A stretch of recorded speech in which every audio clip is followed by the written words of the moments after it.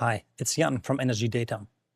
This is video 2 of 3 showcasing the core functions of the Energy Data I/O platform.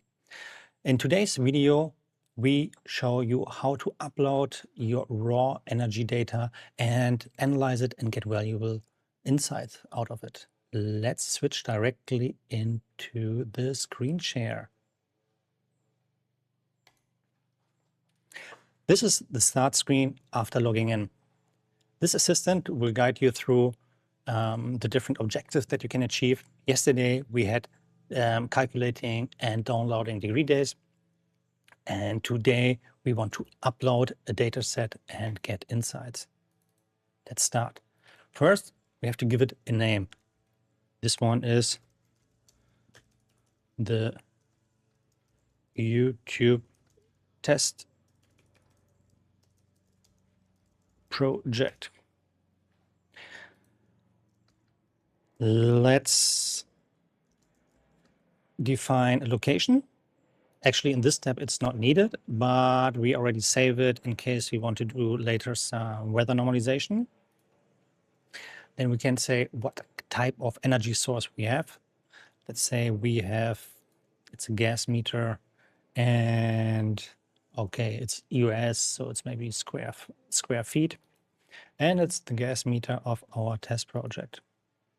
Then we can upload some data. You can upload PDFs, Excel sheets, CSV files, JSON files, and our algorithm is covering a lot of different formats. And if one format is not accepted, just send it in, and latest 24 hours later, we have adjusted our algorithm to get monthly data, daily data, 15 minutes intervals.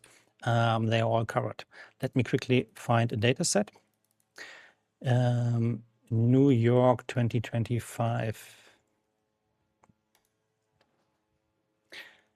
So you uploaded it.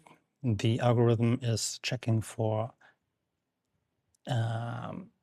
headers, trying to understand the format. And we can see here the first few rows to see that everything went correct.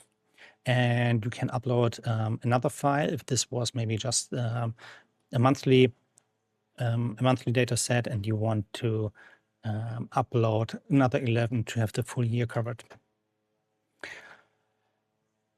Let's dig into the summary and diagnostic view.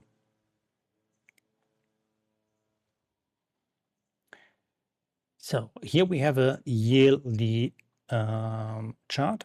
We can see it is clearly heating related because the summer month we have a small base load, and the winter month the heating consumption is going up. And here we have some statistical values. I mean, the main one are what is your total sum, maybe what is your mean value per day. And what I'm looking for is, do we have all month covered? Yes, we have, but here it's important. We have a few values where we have zeros. We have some with nulls. That is, yeah, from an export of a meter reading or something. I mean, a zero can be a real zero, or null means there is no value at all. Then we have negative values. I mean, if you're not having some solar panels on your rooftop, negative values normally makes no sense. So we have to definitely check into this one. And here you have some outliers. This data set was quite good, where you can see different statistical calculations for outliers and dig deeper into them. Then what I like is this energy by time. We can see this is, it was a residential building, so there is only slightly deviation per weekday. But if we look into the monthly values, you can easily see it is dominated by the cold winter month. And if you have sub-daily data like hourly or maybe even 15-minute slices, you will have here even the hourly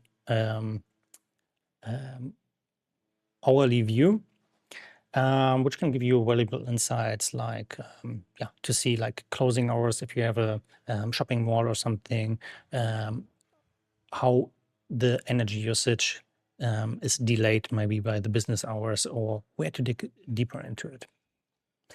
That's it for the upload and the core diagnostics. And tomorrow we will see how to use our platform to perform weather normalization without using any formula, without any knowledge of regression analysis, and so on, and to compare the real weather normalized values to see your real energy savings. See you tomorrow.